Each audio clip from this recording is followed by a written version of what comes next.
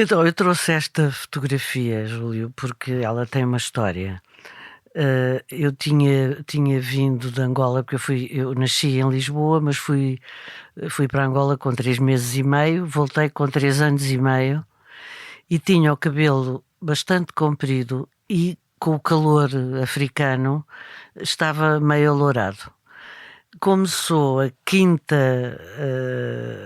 rebento dos meus pais, eu era uma espécie de boneca das minhas irmãs que me faziam canudos, que era uma coisa chatíssima para uma criança de 3 anos e meio, 4 anos, e lavava-me o cabelo com chá de cebola, que era para manter o dourado. E um belo dia o meu irmão Zé rapta-me, leva-me ao barbeiro e corta-me o cabelo curtinho. Não há rapaz, mas, portanto, este meu ar de felicidade na fotografia é porque eu tinha-me livrado dos canudos e do chá de cebola rapidamente.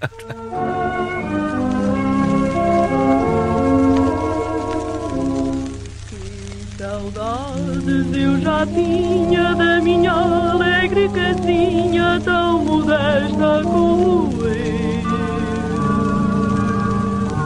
Como é bom, meu Deus, morar assim num primeiro andar a cantar vindo do céu.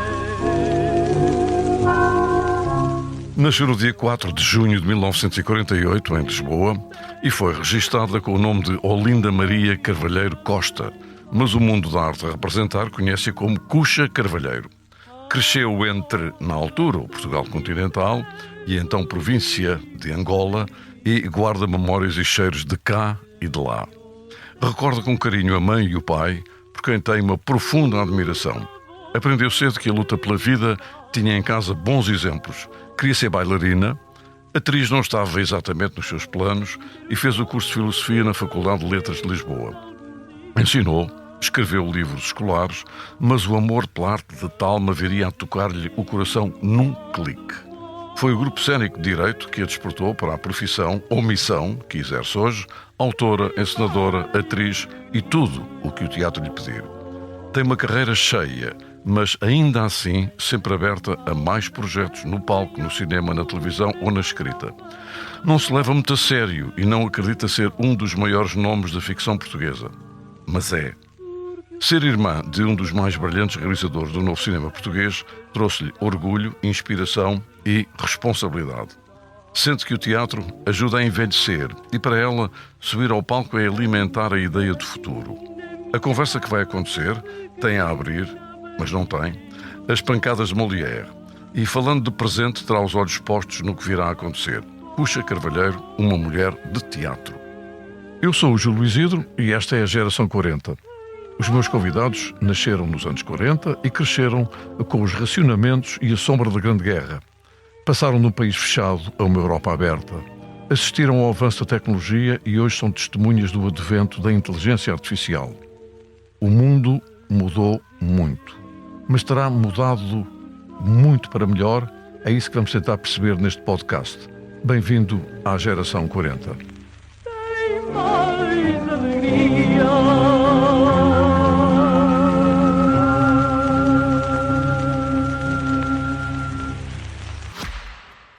O Expresso tem uma nova subscrição que lhe dá acesso completo ao The New York Times, com atualidade, jogos, culinária e muito mais. E ainda aos conteúdos exclusivos da SIC Notícias, incluindo o Direto Vertical, a nova e inovadora emissão que se adapta ao seu smartphone. Subscreva em expresso.pt/digital. Expresso. Liberdade para pensar. Olá. Olá, Júlio. A primeira pergunta é inevitável. Como é que a Olinda passa a ser Cuxa? Gostava que explicasse a origem desse diminutivo.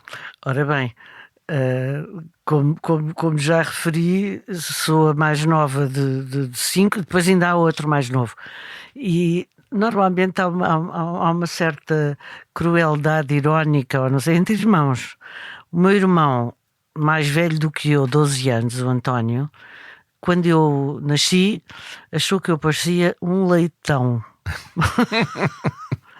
E na terra do meu pai, que é ao pé de Viseu, Pindelo de Silgueiros, os leitões são apelidados de corruchos. Então ele começou-me a tratar por corruchinha, coxinha. O que é certo é que nas fotografias que eu tenho de bebé, para aí até aos 6 meses sou Olinda Maria, que era o nome da minha avó materna, e depois passa a ser Cuxa. E quando foi preciso escolher um nome artístico, eu já não me via como Olinda e, portanto, escolhi Cuxa. E muito bem. Olha, essa família nasceu de uma forma muito curiosa. O pai em Passos de Filgueiros, ao pé de Viseu, não é? Pindelo de Silgueiros. Exatamente. Pindelo de Filgueiros. Porque há um que é Passos de Filgueiros. Então... Passos de Silgueiros é da mesma freguesia. Exato. E era a terra do meu avô paterno. Mesmo ao lado. Exato. E a mãe foi encontrada em Angola pelo pai. Foi encontrada em Angola com o pai. Porque o pai saiu de como é que é? Pindelo de Filgueiros. Saiu com 11 anos para Lisboa. Com 11 para trabalhar. Foi para Viseu. E depois, com 14, estava a caminho da África. Depois aos 12 veio para Lisboa. É extraordinário. E aos 14 estava a caminho de... Como é que aconteceu essa aventura? Sabes com certeza muitas coisas do teu pai, porque aquilo que eu li manifesta a tua admiração por ele. O meu pai foi um ótimo aluno na instrução primária e o professor primário chamou o meu avô paterno a dizer: este miúdo é muito inteligente, tem que estudar. Os meus avós não tinham dinheiro para o pôr a estudar, mas havia um tio rico. Isto depois é outra história, porque a minha avó foi deserdada porque apaixonou-se por um criado da casa. Portanto, o meu avô paterno era criado da casa. E, portanto, recorreram à família mais abastada, que era um tio, que era o tio João Fonseca, para o meu pai ir estudar para Viseu. E o tio disse: sim senhor, miúdo que venha. O meu pai, coitadinho, chegou a Viseu e espetaram com ele como marçano numa loja de tecidos ou não sei o quê. De caixote às costas? Não, ainda não de caixote. Vendiam tecidos e não sei o que mais, mas não tinham horários. O meu pai percebeu que não podia estudar, que era o que ele queria, e aí falou com a família e disse: eu vou para Lisboa tentar a minha sorte. Aí ainda foi pior, porque foi para uma mercearia. Aí sim, já de caixote às costas. Aí de caixote às costas. É muito engraçado, sabes que o meu pai, pouco antes de morrer, eu passeava com ele de carro, ele já não guiava. E houve um dia em que ele me veio fazer um percurso de Lisboa. E isto parece um filme americano, porque aqui era a mercearia, era na Rua da Fé. O quarto que ele alugou era na Rua da Esperança. Era tudo coisas... Fez Esperança e caridade. Era tudo coisas que projetavam no futuro uma coisa ótima, que foi o que lhe veio a acontecer, não é? Um belo dia vinha a carregar um garrafão com não sei quantos litros de azeite. Ele era muito franzinito e deixou cair o garrafão de azeite, que se partiu, e ele começou a chorar, coitadinho, tinha 13 anos ou coisa assim, e aparece-lhe um senhor de bigode que: então, meu menino, porque é que estás a chorar? E ele diz: olha, eu acabei de partir isto é o meu salário de um mês inteiro. Eu não... E o senhor disse: não te preocupes, eu vou contigo à loja. Foram à mercearia, o senhor pagou o garrafão de azeite. Isto é uma história mesmo. Mas foi falando com o meu pai, percebeu que o meu pai era de facto um miúdo especial, deu-lhe um cartão no fim e disse: quando precisares de alguma coisa, vai falar comigo. Pronto, meu pai esteve lá mais um ano, ou não sei quando, e um belo dia havia uns primos mais velhos do meu pai que iam emigrar para Angola, e o meu pai também não estava a conseguir estudar em Lisboa. Porque é que eu não vou e tal? Lembrou-se do senhor, foi falar com o senhor, e o senhor é que lhe arranjou maneira dele ir para... A chamada carta de chamada. Exato, que era importante, qualquer coisa, portanto ele devia ter lá negócios. E pronto, foi foi para Angola, segundo a mitologia da família, porque era o meu pai que contava. O meu pai era muito teatral, era assim um beirão que falava assim, e contava que conheceu a minha mãe. O meu pai tinha mais 13 anos que a minha mãe. Conheceu a minha mãe porque em Angola meteu-se no comboio, saiu na estação do Lepe e quando saiu perguntou se havia alguma pensão ou alguém que alugasse quartos, e de lá disseram-lhe não, mas o senhor Carvalheiro, portanto meu avô materno, tem uma casa muito grande e normalmente quando vêm pessoas da metrópole ele recebe as pessoas, portanto bate-lhe à porta e tal. E o meu pai lá foi e, segundo a mitologia familiar, viu a minha mãe com 3 anos, pegou-lhe ao colo, fez-lhe um sinal da cruz. Meu pai era ateu, atenção, mas fez-lhe um sinal da cruz na testa e disse: tu ainda has de ser minha mulher. E o que é facto é que, passados não sei quantos anos, ele veio a casar com a minha mãe muito novinha, com 15 anos, e o meu pai com 28. E ainda por cima com uma história de que o teu pai já tinha 3 filhos. 3 filhos de uma tinha senhora... sido resultado de uma oferta de um soba. Exato. Um soba ofereceu ao teu pai a mãe de 3 filhos. Sim. Não é? Era a sobrinha, que ainda por cima era uma grande honra, porque era a filha da irmã. Pois, exato, a filha pois. da irmã, portanto, porque a realeza, digamos assim, passava-se por via matrilinear, por via da mãe. Portanto, o meu irmão, os meus 2 irmãos que eu não conheci, portanto, só uma é que está viva e os outros 2 morreram antes de eu nascer. Mas o meu irmão Albano, de seu nome, se tivesse lá ficado, seria Soba. Seria Soba. Soba. Ora bem, e agora pensando em ti, porque a documentação que eu consegui, a pesquisa saborosa que fiz a teu respeito, fala-me do teu curso de filosofia, mas não me fala de 2 coisas para mim importantes, que é exatamente a instrução primária e o liceu. Onde é que isso aconteceu? Ora bem, eu comecei no Colégio Inglês de Carcavelos, no St. Julian's, com 4, 5 anos. Aliás, eu aprendi primeiro a ler em inglês do que em português, e depois os meus pais ficaram preocupados, e então eu de manhã ia para o St. Julian's e à tarde ia para uma escola primária em Carcavelos, e eram ensinos completamente divergentes, não é? Sim. Eu lembro-me que as aulas de desenho no St. Julian's eram umas mesas enormes forradas de metal com tintas e papel de cenário, e connosco a fazermos o que nos apetecesse, e depois à tarde ia para a escola portuguesa e era fazer desenho à vista, com umas jarrinhas e umas coisas. Pronto. Mas isso se calhar deu-me uma flexibilidade. Já lá chegamos, agora já estou a perceber muitas coisas. Pronto, depois fui para Luanda, fui para Angola, nunca vivi em Luanda. Cala, não é? Foi para Cala, que é perto de Huambo, Nova Lisboa. E fui meio da 2ª classe, se não me engano. Portanto, quando cheguei lá tive que repetir primeira, segunda num ano, portanto perdi um ano aí, por causa o calendário escolar ainda não era igual ao nosso. E portanto depois fiz lá primeira, segunda, terceira, e depois voltei para cá. Aí já não fui para o colégio inglês, tinha perdido um bocado o inglês, porque lá não havia inglês. Tinham-me arranjado lá uma explicadora de inglês. Isso é outra história, eu vou-te revelar em primeira mão. Eu fui molestada sexualmente pelo marido desta senhora. E nunca contei, a primeira vez que contei isto foi aos 18 anos. Mas alguma coisa se passou que eu consegui nunca mais voltar às aulas de inglês. Bom, portanto vim para cá, estive num colégio e depois fui para a escola da Câmara, fiz a 4ª classe, que foi o que me safou. Porque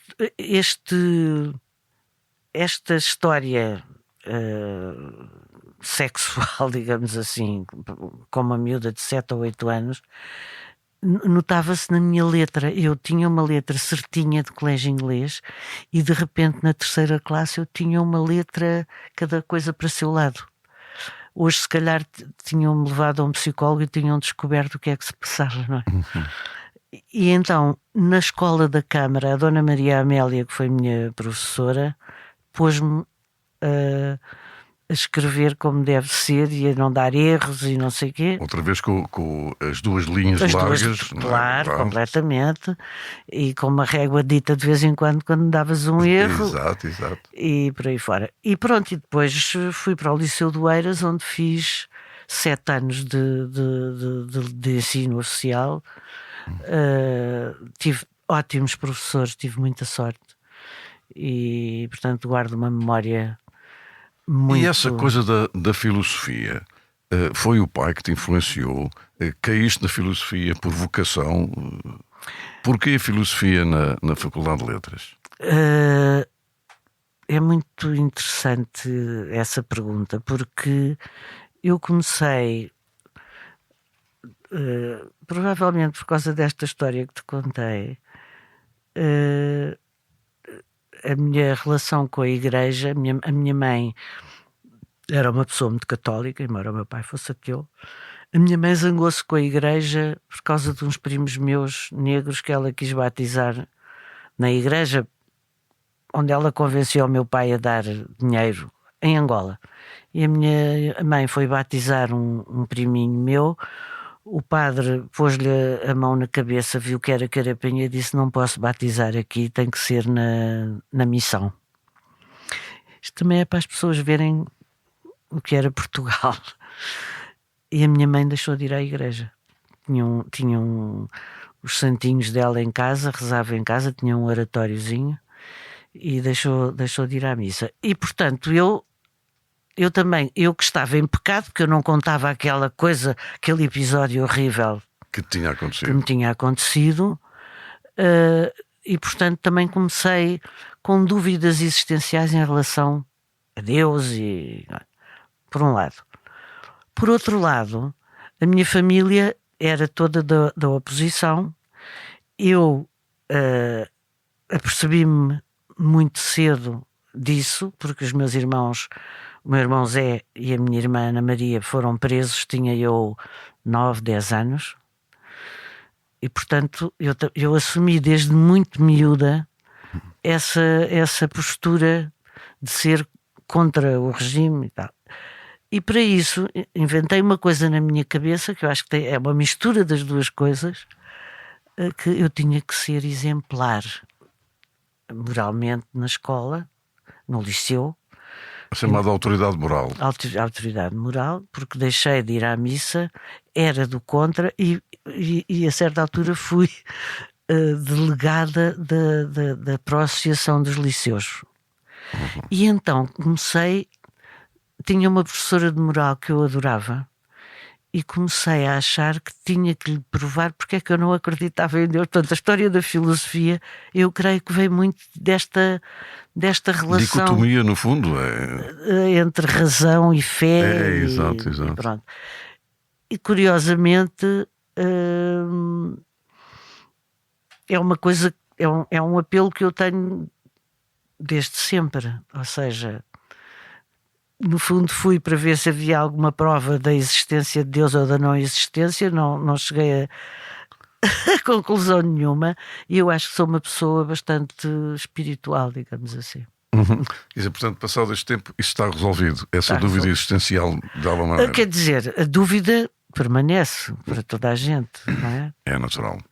E, por outro lado, ainda voltando ao teu pai, há uma coisa muito curiosa, que o teu pai, naquela altura, era uma pessoa já claramente antirracista. Sim. E, por outro lado, já defendia a independência das colónias. Sim. Aliás, ele contava que quando chegou a primeira casa que ele construiu em Angola, no meio do mato, e foi ele que a construiu, ele terá posto nas fundações da casa um papel a defender a independência daquilo. E pá, isto é a princípio do século XX. Não é? Isto é 1920 e tal, 30. Portanto, ele era de facto um homem muito à frente do seu tempo, muito especial. Entretanto, sem que inicialmente tivesses vivido numa família rica, em determinada altura, o pai, à custa do sisal e da sua capacidade de iniciativa, de empresário, ficou rico de um dia para o outro. É verdade. Eu ainda não era nascido, ou seja, quando eu nasci a família já estava... Já era rica. Já tinha dinheiro, já. Eu sou uma privilegiada a todos os níveis. Mas há uma coisa que se manteve na família, ou seja, nunca houve aqueles hábitos de novo rico. Nós tínhamos uma semanada, vivíamos bem, mas sem ostentação, sem... Aliás, o meu pai, volto a citá-lo porque ele era muito teatral, qualquer coisa que saísse um bocadinho fora dos parâmetros de comprar uma coisa que fosse muito coisa, ele dizia: isso é uma afronta à pobreza. Era uma frase. E isso ajudou-nos, eu acho, porque... E continuas a pensar assim. Continuo. Eu acho que foi uma coisa muito interessante. Quando foi o 25 de Abril, o meu pai tinha uma data de coisas em Angola. Já depois do 25 de Abril, quando toda a gente estava a tirar dinheiro e outras coisas de Angola, meu pai estava a transferir dinheiro para Angola. Porque como era exportador, tinha vendido trigo ou sisal ou não sei o quê, que lhe tinham pago cá, e ele estava a transferir dinheiro para lá. E eu acho que todos nós, os meus irmãos todos, então o pai está a fazer não sei o quê, mas no fundo assim, não, foi ele que o ganhou, o dinheiro é dele. E assim como vivemos muito bem durante não sei quanto tempo, também nos adaptámos a viver menos bem. Olha, portanto, o curso de Filosofia acabou por ser resultado das tuas dúvidas existenciais. Sim. Terminaste o curso, mas digamos, o destino de quem se formava em filosofia era inevitavelmente o ensino. Sim. E foste professora durante 7 anos. Sim. E gostaste da função de ensinar os jovens, particularmente na área da filosofia? Não, porque eu tive medo. Eu tinha um ar. Eu com 24 anos, quando me formei, ou 22, ou o que era, eu parecia uma miúda. E tive medo de ir ensinar filosofia para o liceu, portanto, para jovens que aparentemente eram da minha idade. E então eu fui para o chamado ciclo preparatório, que é o correspondente sim. agora ao 5º e ao 6º ano. Exato. E fui dar História e Português. Porque eras formada em Histórico-Filosóficas? Não. Porque já não existia nessa altura. Não, já estava separado o curso. Pois. Mas a filosofia no ciclo preparatório dava valência para estas duas disciplinas. Portanto ensinaste História. Foi mais tranquilo do que a filosofia. Mais tranquilo, e eram mais miúdos. Pois, e também eram mais pequenos. Eram miúdos de 10, 11 anos. E depois acontece o tal clique que eu referi na abertura sobre ti. Foste ver um trabalho do Grupo Cénico de Direito. Sim. E foi ali que te apaixonaste pelo teatro. Como é que isso acontece dentro das pessoas? Paixões à primeira vista ou ao primeiro ouvido acontecem. E a paixão ao primeiro palco, como é que acontece? Eu já gostava bastante de teatro, mas nunca pensei foi fazer, não é? Aliás, eu comecei a gostar de teatro, curiosamente, através da RTP. As quartas-feiras de teatro. Noites de teatro, que era uma coisa fantástica, infelizmente acabou. Mas esse espetáculo, que era o Volpone do Ben Jonson, encenado pelo Adolfo Gutkin, foi mágico para mim. O cenário era do Mário Alberto, que era também um cenógrafo fantástico. E portanto tudo aquilo era belo, era um espetáculo lindo, todo em grenás e dourados. Depois havia incenso, portanto, tudo aquilo me encantou.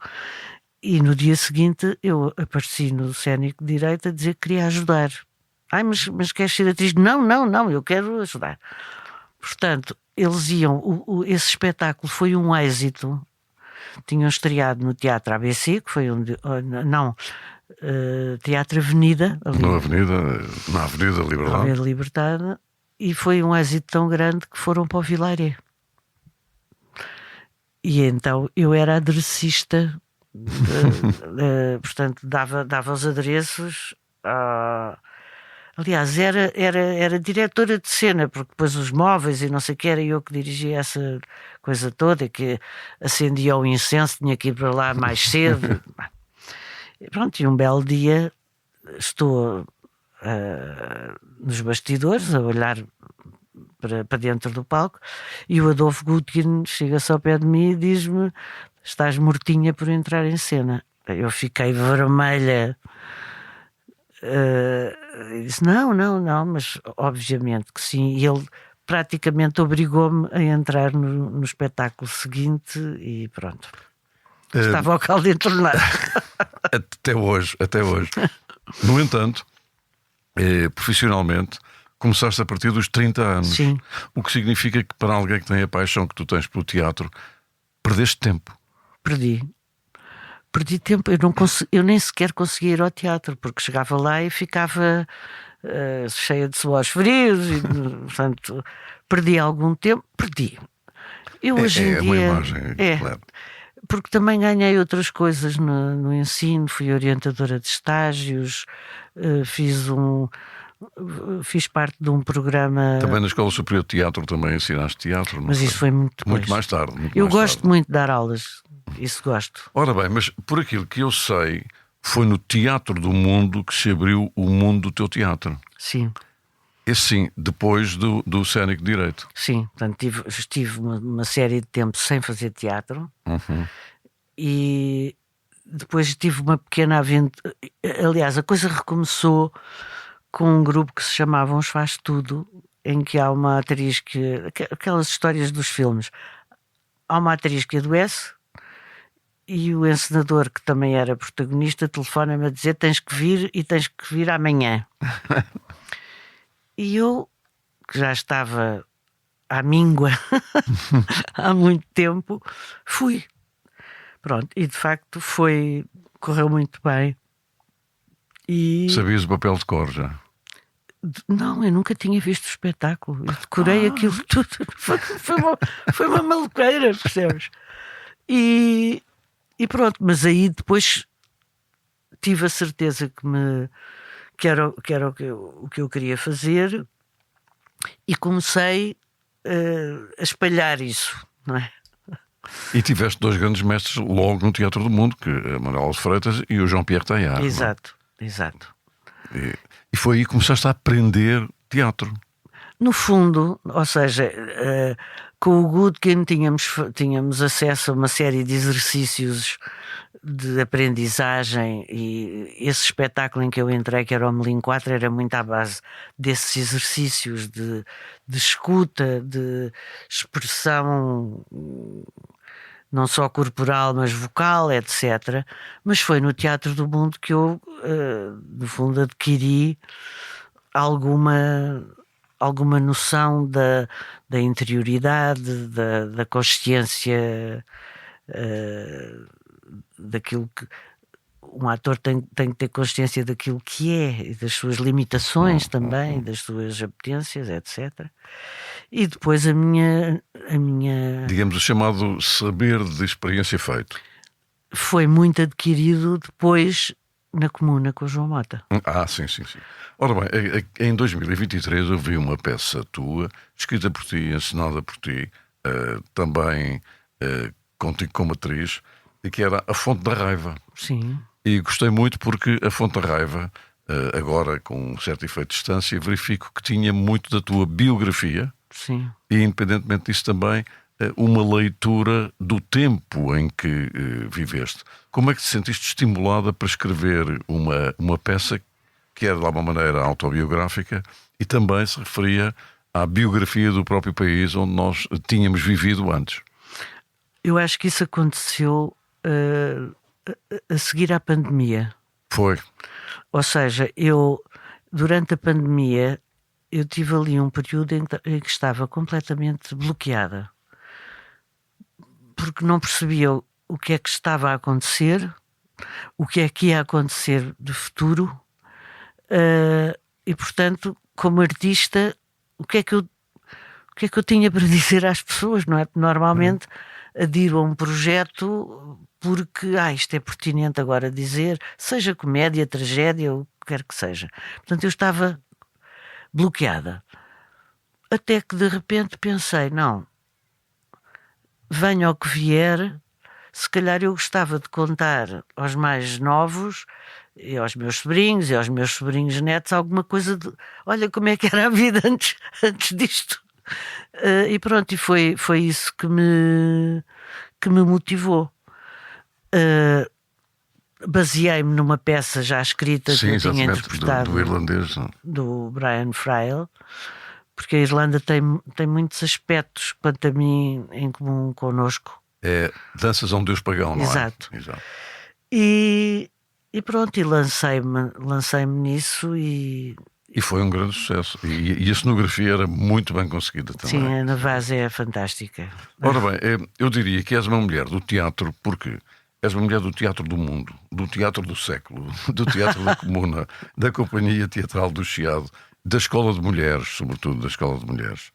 Gostas de estar na fundação de coisas, no primeiro passo de um qualquer projeto? Tem acontecido, não é que eu... Não, é engraçado, pois uma pessoa só quando olha para trás é que diz, ai que engraçado, eu fui fundadora disto e mais disto e mais disto, tirando a escola de mulheres, que foi mesmo uma coisa oficina de teatro decidida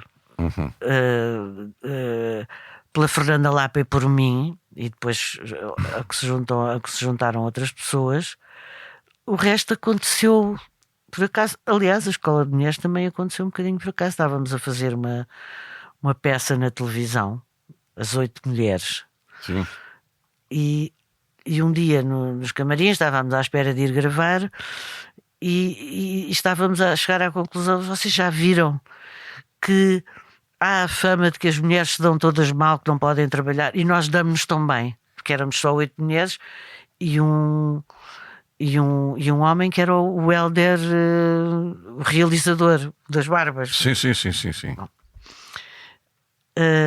Portanto, a conversa começou por aqui: nós damos-nos bem, nós não sei o quê, porque então, e se fizéssemos uma companhia de teatro? E pronto, e foi daí que surgiu. Agora vamos falar de cinema. Dizes uma coisa muito interessante: eu gostaria de fazer mais cinema, mas os realizadores portugueses também. Exato. Esta é tua. Ora bem, a tua estreia foi com um filme do João César Monteiro, Silvestre, não é? Sim. E entretanto, inevitavelmente, foste convidada por um tal José Fonseca Costa, que por tal sinal é o teu irmão mais velho, para fazer vários filmes. Eu devo destacar A Balada do Praia dos Cães, por exemplo, em 87, Os Cornos de Cronos, Os 5 Dias, 5 Noites, O Fascínio. Como é que foi trabalhar com alguém que te conhecia de gingeira, que era o teu irmão? Sendo que, eu poderia pôr aqui um pequeno parênteses, o teu irmão a trabalhar era um excelente profissional, mas não era uma pessoa fácil. Não era uma pessoa fácil, mas era uma pessoa... Eu era amigo dele e digo isto com a maior desavontade. Claro, toda a gente, ele tinha um feitio terrível. Pronto, já foste mais longe do que eu mas e que o prejudicou, eu acho, porque na carreira dele. Mas era um grande contador de histórias, um ótimo diretor de atores e era bom coração, era mau feitio. Eu tenho uma história com ele muito engraçada, com uma discussão qualquer que nós tivemos um dia, e de repente ele vai-se embora de casa dos meus pais chateado. Ele já não vivia connosco, e deixa-me um cartãozinho onde dizia José da Fonseca Costa, e depois por baixo com a letrinha dele, que era muito bonita: humano é humano. Humano é humano. Humano no sentido de humanidade também. Ele tinha muito sentido de humor. Bom, mas então fui fazendo alguns pequenos papéis. Houve uma altura em que ele, quando fez, já não me lembro qual é o filme com a Vitória Abril, acho eu, com a espanhola e com o Mário Viegas. E com o Mário, exato. E o meu irmão, há uma irmã, portanto, havia uma irmã mais brasolas, que no fundo, para mim, era a minha irmã Ana Maria, porque o meu irmão eram como se fossem gêmeos. Aliás, ele morreu e ela morreu passado poucos anos. Tinham 10 meses de diferença. Então havia uma irmã mais nova, no filme, no guião dele, que fumava, que era eu, óbvio. Epá, mas a miúda tinha 15 anos, eu já estava com 30 e ele queria que eu fizesse aquilo. Irmã do Mário, portanto, o Mário já estava a fazer de 20 anos. Pois. E eu ia fazer de 15, era impossível. Mas ainda fizemos testes de imagem. Maluco, pronto. E depois fiz de irmã do Mário nos Cornos de Cronos, porque o Mário, no fundo, o Mário Viegas foi uma espécie de alter ego do meu irmão. Era o ator fetiche do meu irmão. E... No Quilas o Mal da Fita, por exemplo, não é? Exato. E como é que a pergunta... Deixa eu responder-me à pergunta. O sítio pior onde eu me senti desconfortável foi na balada da Praia dos Cães. E aliás deu origem a que o Raul Solnado chamasse o meu irmão à parte e lhe pregasse uma descompostura. Porque eu fazia a viúva do militar que tinha sido assassinado e tinha um interrogatório na Polícia Judiciária, interrogada pelo Raul Solnado e o Henrique Viana. E o meu irmão queria que o interrogatório começava e eu acabasse a chorar. Mas por uma questão de luz, de iluminação, ele queria que eu começasse a chorar, ou seja, o primeiro take era a última parte da cena e depois é que ia para trás porque a máquina... Exato. Bom, pá, que de repente, a ação e agora chora. Quer dizer... Bom, e claro, como o meu irmão me conhecia de gingeira, chega-se ao pé de mim, diz-me lá, já não me lembro, felizmente, uma coisa qualquer ao ouvido e eu comecei a chorar. Pá, quando ele diz quarta, o Solnado percebeu que ele tinha feito qualquer maldade para eu chorar, chama-o à coisa e descompô-lo. Não se faz, não sei o que e tal. Mas de resto dei-me sempre muito bem com ele, como atriz, digamos assim.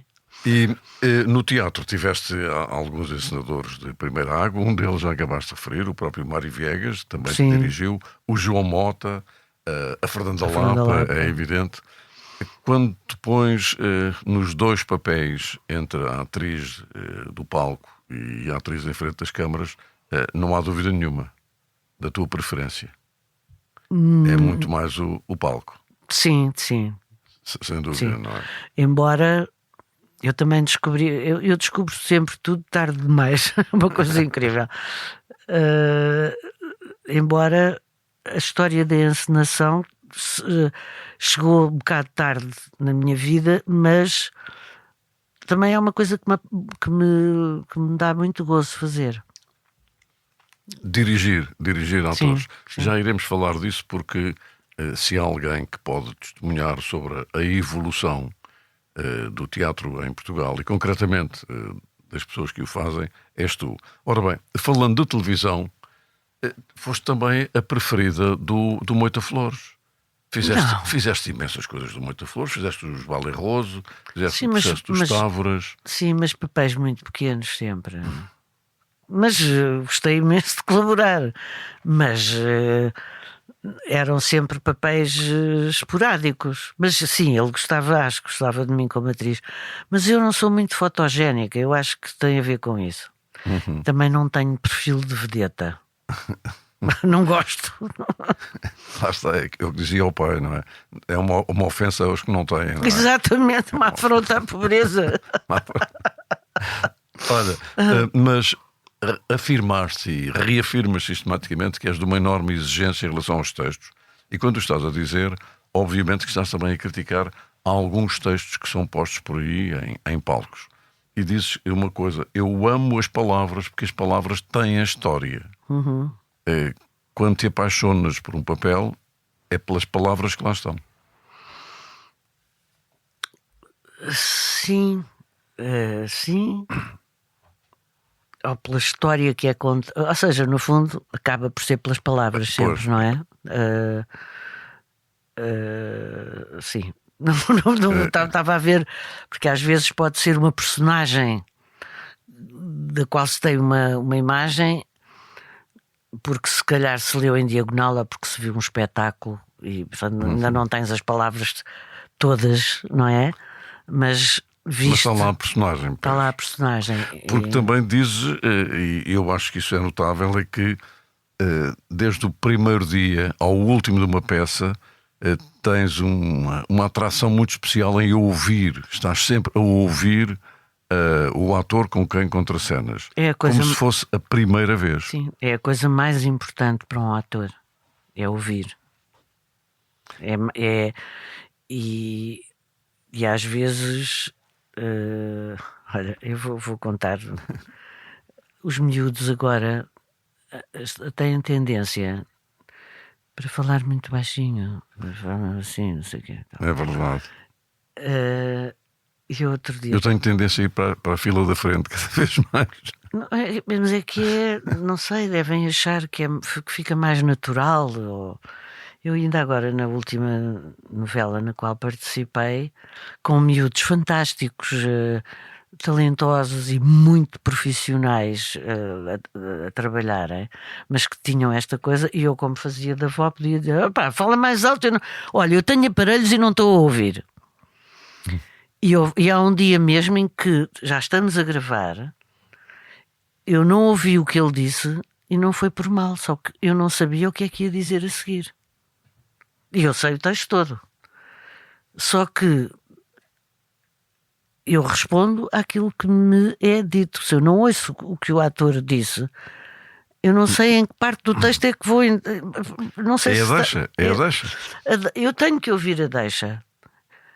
Quando há pessoas que decoram, agora digo isto, e digo ao outro o que disser, aquilo sai sempre da mesma maneira. Não pode ser. Desculpa. Ora bem, e agora falamos de dobragens. O que eu acho curioso é que nas dobragens começaste bem, começaste a fazer de bruxa. Foste a bruxa na Branca de Neve e os Sete Anões.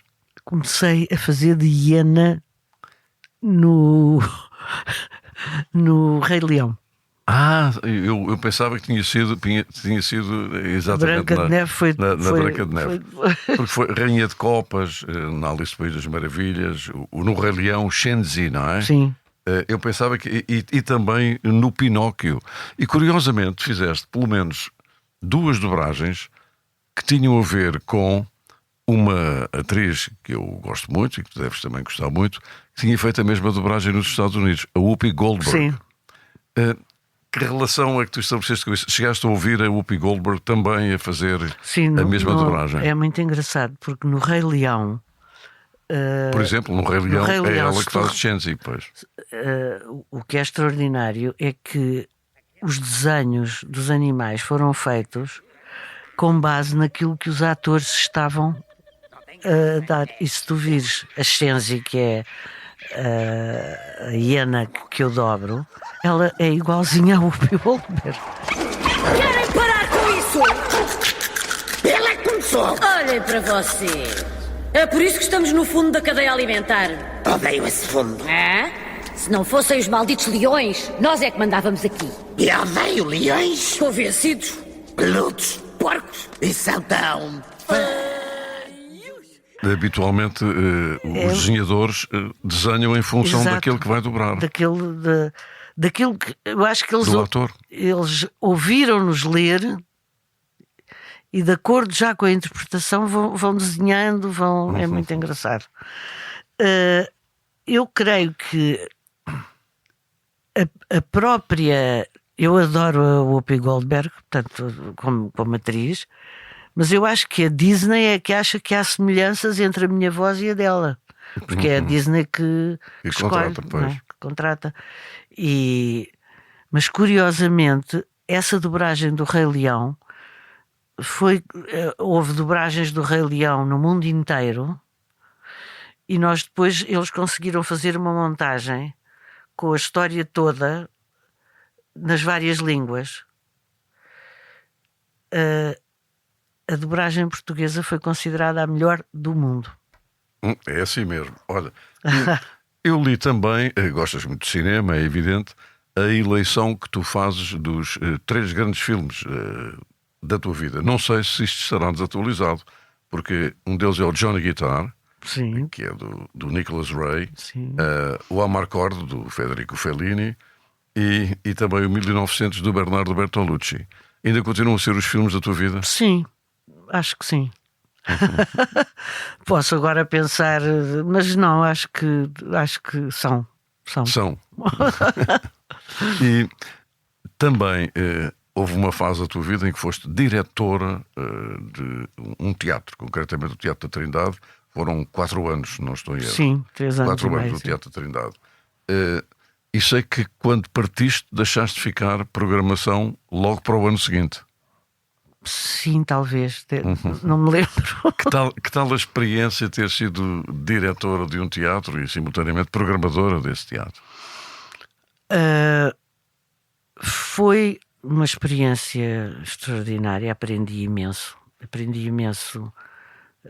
Não só sobre teatro, porque tive que estava sempre a estudar mas sobre pessoas, sobre como me relacionar com pessoas.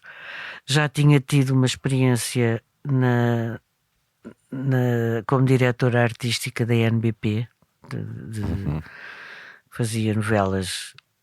E agora faz, é o antigo nome da Plural. Portanto, esses 2 cargos de direção deram-me uma experiência muito valiosa sobre como lidar com as pessoas, como aprender, como ouvir. E como é tão difícil, o Mário Viegas citava muito o Salazar quando dirigia o Teatro do Chiado, dizendo: se vocês soubessem o que custa mandar, quereriam todos obedecer. Que é uma coisa do Salazar, imagina. Mas de facto há alturas em que tens que tomar decisões difíceis. E aprendi também com o meu patrão na NBP que mais vale uma má decisão do que uma não decisão. Portanto, houve assim uma série de coisas. Eu, que sou uma pessoa não muito confiante em mim própria, ganhei lastro, ganhei confiança em mim, e isso permitiu-me, se calhar, até relativamente a determinados papéis de teatro e de televisão, dar-me mais confiança em mim própria. Ora bem, há um documentário sobre o Zé Fonseca Costa, teu irmão, chamado A Luz do Olhar, onde há testemunhos de alguns dos irmãos, não todos. E há também um filme que é o último do Zé Fonseca Costa, que não foi terminado por ele, mas que ele deixou não só praticamente filmado, mas também indicações de como se deveria filmar tudo o resto. Qual é a imagem que um grande senhor do chamado novo cinema português terá deixado no nosso país? É um país onde a memória é uma doença global, ou falta dela, não é? Eu acho... Nós, quando vimos quando digo nós, é a minha família, quando viu o filme na altura, foi bastante chocante, não é a palavra, foi doloroso, porque percebemos um bocadinho a amargura em que o meu irmão viveu os últimos anos da sua vida. Revi o filme há pouco tempo e já tenho uma visão completamente diferente. Mas ele põe um dos problemas da vida dele, que é a sua relação com as mulheres, que causaram sempre imensas Mas que foi cambalhotas. bastante intensiva, convenhamos. Exato, isso está lá. Está lá, exatamente. E está lá como uma coisa que se calhar não terá sido tão fantástica para a carreira dele ou para... Enfim, não sei. Agora estou a... Depois põe o Pedro Lacerda, que é o alter ego dele, na ausência do Mário Viegas, a tomar comprimidos a toda a hora. O meu irmão estava doente, não é? Estava doente há 4 anos e não é por acaso que essa coisa. Depois a relação dele com a avó, com a família, não é? Que ele aparece de orelhas de burro. Portanto, ele no fundo acha que foi um burro em muitas coisas da vida dele.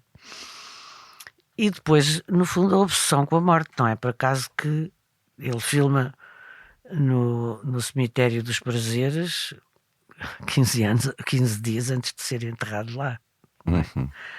Com um jazigo com o nome da nossa família, não é? Com o nome da minha avó.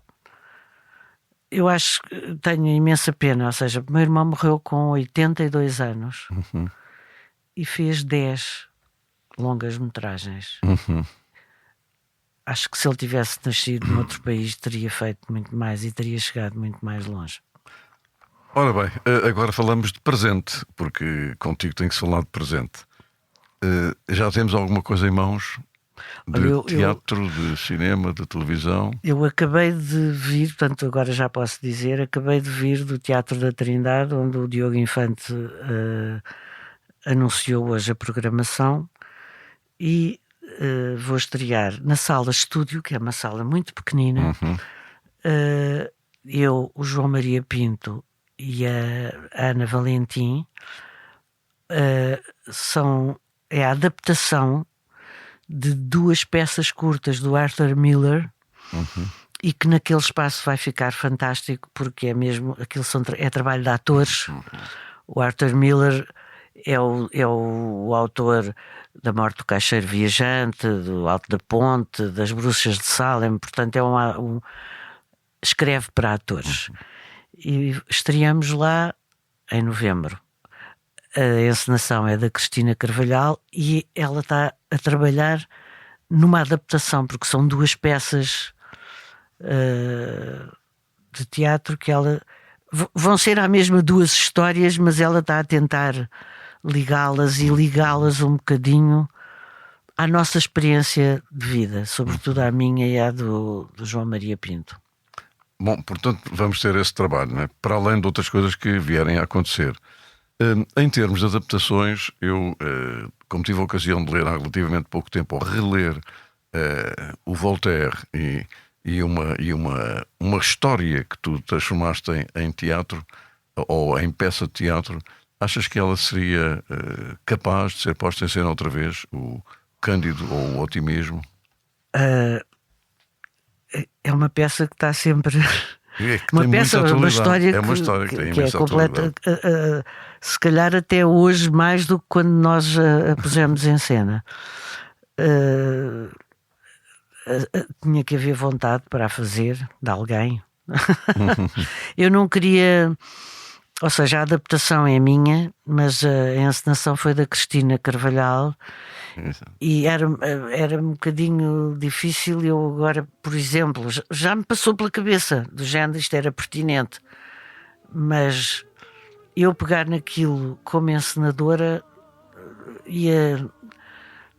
obviamente ia ou copiar ou não sei, não vejo outra maneira de fazer aquilo. Pronto, olha, ficou quase tudo por dizer, mas estivemos a conversar durante um bom bocado sobre é sempre a um história prazer da tua vida, conversar contigo e sobretudo sobre a história da vida que há para viver à nossa frente. Um beijinho para ti, muito obrigado. Beijinho, Júlio. Obrigada eu. Mas quase sempre ao lado